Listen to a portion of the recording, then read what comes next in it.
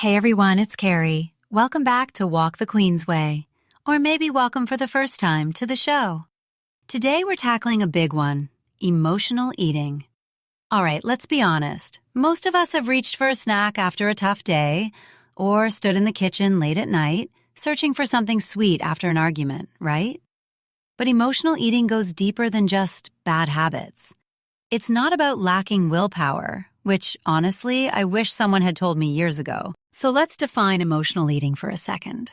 Basically, it's using food to cope with feelings rather than physical hunger. And this is totally backed by research. Stress can mess with our hormones, especially cortisol, which triggers cravings for comfort foods, the stuff that gives us that quick dopamine hit. I see this pattern all the time in my coaching practice. Here's a quick client story. I had this wonderful woman who always struggled with late-night snacking. She kept blaming herself. If I just had more willpower, I wouldn't keep doing this. But when we dug in, we realized those late-night kitchen visits always happened on days she'd had high-stress work meetings.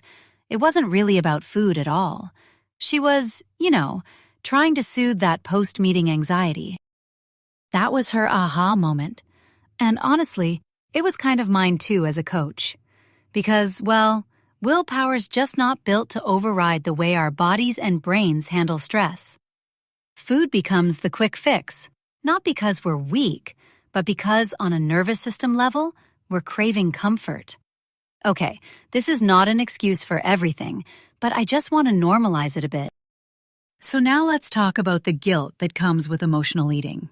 Phew, right? It's like you eat the cookie, then the cookie eats you with the shame spiral. This cycle of guilt actually keeps the pattern alive. It pushes us further into stress, which leads to more emotional eating. And around we go. That shame does not motivate us. It drags us back. What's worked for my clients isn't beating themselves up. It's pausing to bring awareness, compassion, and, this sounds simple, but it's powerful, nervous system regulation tools. Take behavioral psychology. If you can interrupt the pattern, even for a second, you can rewire the habit. Something as basic as a grounding technique can help. For example, just placing your feet on the floor and taking a few slow breaths before you reach for the pantry.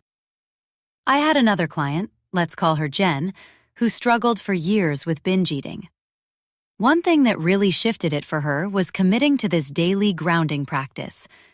She'd set a timer for 3 minutes after work to just sit, breathe, check in with her body.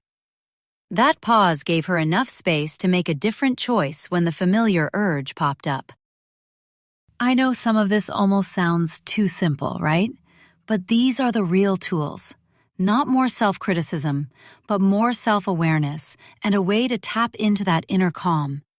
Everyone's pattern has a root, and when you start healing it, the food stuff starts to shift too. Let's bring it all home, because healing emotional eating isn't about discipline or a magic willpower pill. It's about building self-trust. And this is where identity-based coaching really matters. When you shift from, I'm someone who has no control around food, to, I can trust myself to listen to my body, everything changes. I've seen this in so many of my clients. Some of them start by simply noticing hunger and fullness cues, maybe journaling about what they're actually feeling before reaching for food. Others practice self-compassion, talking to themselves the way they'd talk to a best friend who's struggling. These are small actions, but they're powerful because they reinforce a new, trustworthy self-image. I know people ask, well, why is self-trust so important for weight loss or changing food habits? It's kind of the foundation, honestly. If you don't trust yourself, you're always waiting to fail, and that's heavy. But if you can learn to trust your choices, even imperfect ones, you start to heal the root behaviors for good. So if you want a place to start, next time you notice an urge to eat from stress or boredom, try pausing, breathing, and just asking yourself what you really need. It takes practice, sometimes a ton of it, but that's the work, and it's worth it. All right, that's it for today. Thanks for joining me to dig into why emotional eating isn't a willpower problem and how you can actually start to heal. If this hit home for you, stick around. There's lots more to explore. See you next time. I love you.